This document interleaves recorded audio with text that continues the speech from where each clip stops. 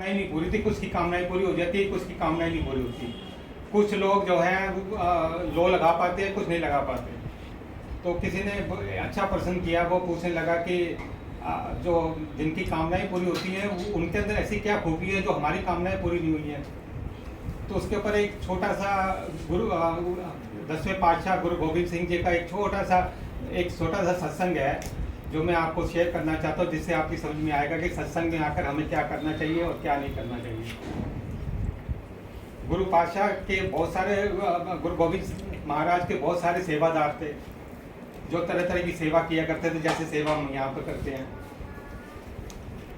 उन सेवादारों में एक सेवादार ऐसा था जो उनका, जिससे सारे सेवादार जलते थे, उससे नफरत करते थे, उसको बुरा बुरा कहते थे, पर उस सेवादार पे कोई असर नहीं होता था।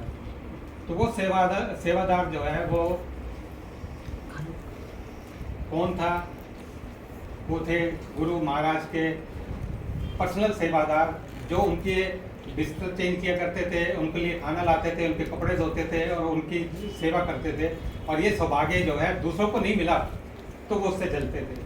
एक दिन की बात है कि वो सेवादार कहीं जा रहा था, तो सारे जितने दूसरे सेवादार थे उन्होंने कहा कि आज इसको सबक सिखाते हैं।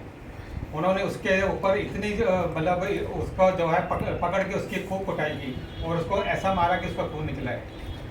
और उस सेवादार ने कुछ भी नहीं कहा, ना बुरा बुला कहा, ना गाली निकाली, ना कुछ किया, और चुपचाप जो है ना मार खा के और अपने काम में फिर लग गया। तो गुरु सेवादार हैरान हुए कि इसको तो कोई असर ही नहीं हुआ है। जब वो गए तो गुरु महाराज गुरु गोविंद सिंह जी जब आए तो उन्होंने कहा कि तेरे को चोट कहाँ से लगी? तो वो हंसने लग पड़ा, मुस्कुराने लग पड़ा, कहने लगा गुरु महाराज आप सब जानते हो, चोट भी आप देने वाले हो और मरहम भी आप भी लगाने वाले हो, अब चोट तो दे दी है, मरहम लगा दो। तो कहने लगा कि तू मेरा सच्चा बतासा है। मैंने कहा बतासा? मैं समझा नहीं गुरु जी। कह रहा सत्संगी ऐसे होने चाहिए जो बतासे जैसे हो। तो महाराज मेरे को खोल के बताओ कुछ। तो उन्होंने कहा ऐसा कहा, 3 घड़े लिया, तीनों घड़े में पानी डालते, एक घड़े में आप पत्थर डालते, एक घड़े में मिट्टी का खिलौना डाल दे और एक घड़े में बतासा डाल दे। उसने गुरु की जो है गुरु का जो है आज्ञा का पालन किया। उसने एक में पत्थर डाल दिया, एक में मिट्टी की मूर्ति डाल दी और एक में बतासा डाल दिया। उसने कहा अब पहले घड़े जिसमें पत्थर डला हुआ उसको निकाल, पत्थर हाथ डाल, देख क्या है? बोला गुरु जी ये तो पत्थर ही है। बोला इसको बाहर निकाल। अब इस पर क्या देखा? बोलो जी जल है इसके ऊपर, तो जो उसके अंदर था। बोला 2 मिनट बाद आप बता क्या है? बोला जल तो उड़ गया।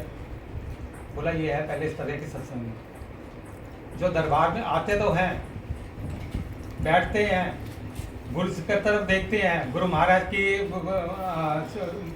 की तरफ देख के उसके अंदर जो है ना नुक्स निकालने शुरू कर देते हैं।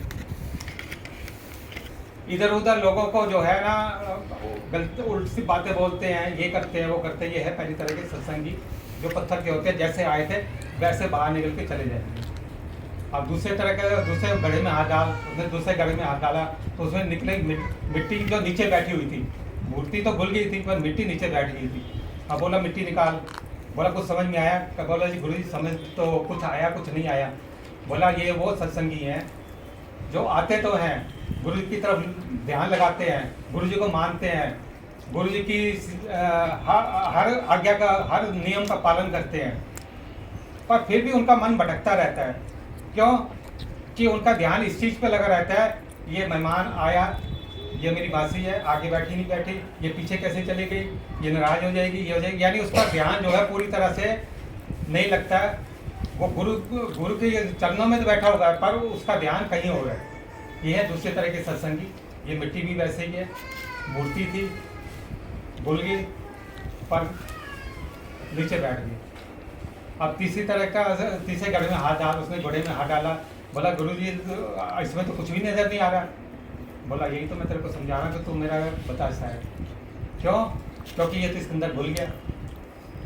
अब तीसरे तरह के वो सत्संगी होते हैं जो गुरु और शिष्य, गुरु की तरफ के अलावा उनको कुछ नहीं पता कौन आ रहा है कौन जा रहा है, कौन बैठा हुआ है, उसे सिर्फ एक ही लो लगी हुई है, मैं और मेरे गुरु महाराज जो मेरी हर इच्छा पूरी करेंगे, हर इच्छाओं को जो है वो देखेंगे। क्यों? क्योंकि प्रभु वो हैं, दुख भी दे तो अपना, सुख भी दे तो अपना। अगर दुख दिया है तो कर्म काट रहे हैं, सुख दिया है तो शुक्राना। तो तीसरे तरह का सत्संगी बनने की कोशिश करें तो आपकी सारी मनोकामनाएं पूरी होंगी और आपका जो है ध्यान भी लगेगा और आपके घर में और आपकी ज़िंदगी में बरकत भी आएगी। तो इस तरह जय गुरु जी।